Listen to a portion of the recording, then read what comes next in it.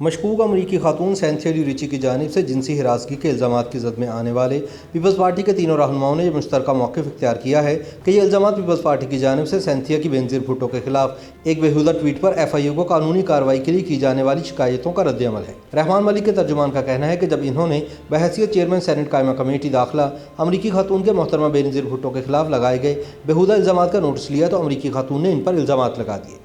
ترجمان کے مطابق سینیٹر رحمان ملک نے اپنے وکیلوں سے ضروری قانونی رائے مانگی ہے تاکہ امریکی خاتون کے خلاف قانونی کارروائی اور ہتک عزت کا دعویٰ دائر کیا جا سکے۔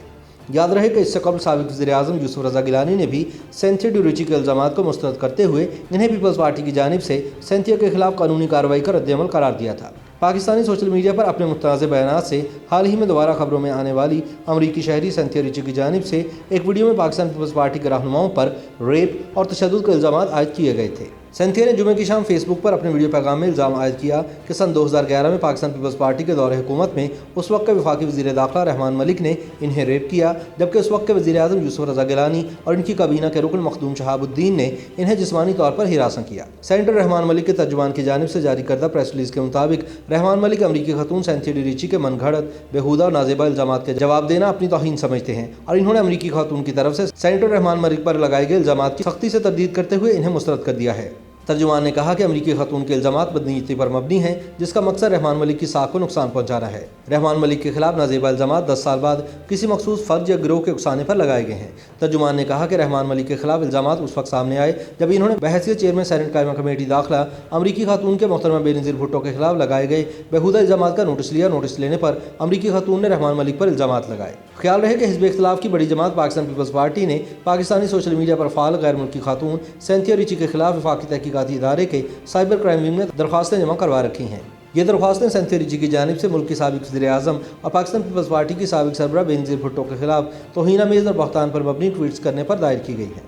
اس واقعے کے بعد سینتھیا ڈی ریچی اور پاکستان پیپلز پارٹی کے درمیان الفاظ کی جنگ چل رہی ہے۔ سینتھیا ریچی نے جمعے کو فیس بک لائیو اور ٹویٹر پر اپنے پیغامات میں دعویٰ کیا کہ رحمان ملک نے اپنی سرکاری رہائش گاہ پر ان کا ریپ کیا اور یہ واقعہ 2011 میں اس وقت پیش آیا جب وہ اپنے ویزے سے متعلق بات چیت کے لیے منسٹرز انکلیو میں وزیر داخلہ کے گھر گئی تھیں۔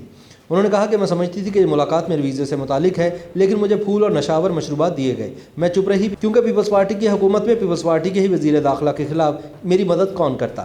سینتھیا ریچی کا دعویٰ ہے کہ یہ واقعہ اس وقت کے آس پاس پیش آیا جب ایبٹ آباد میں القاعدہ کے لیڈر اسامہ بن لادن کی ہلاکت ہوئی تھی اور پاکستان اور امریکہ کے تعلقات سازگار نہیں تھے۔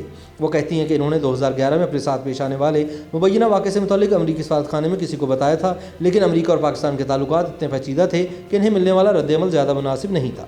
انہوں نے اپنے ویڈیو پیغام کے آغاز میں متنبہ کیا کہ جو معلومات وہ بتانے والی ہیں وہ حساس نوعیت کی ہیں اور صرف بالغ افراد ہی ان کی نشریات کو دیکھیں۔ سینتھیا ریچی کا کہنا تھا کہ گزشتہ کئی روز سے جو کچھ ہو رہا تھا در حقیقت اس جنگ کی وجہ وہ ٹویٹ نہیں بلکہ وہ افراد ہیں جو جانتے ہیں کہ میرے پاس اس ملک کے بہت سارے لوگوں کے بارے میں بہت کچھ ہے۔ انہوں نے کہا کہ گزشتہ چند دنوں میں انہوں نے جو کچھ ٹویٹر پر شیئر کیا ان کے پاس اس کے شواہد بھی موجود ہیں۔ انہوں نے الزام عائد کیا کہ انہیں جان سے مارنے اور ریپ کی دھمکیاں مل رہی ہیں۔